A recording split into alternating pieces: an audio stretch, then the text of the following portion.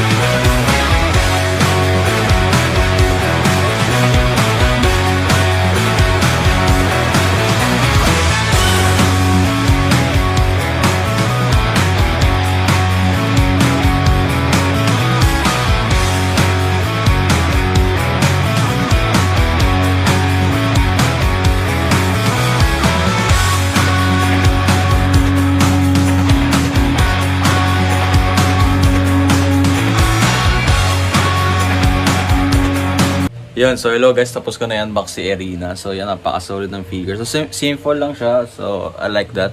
So meron lang siya nito, itong isang accessories to, tapos yung base, tapos siya.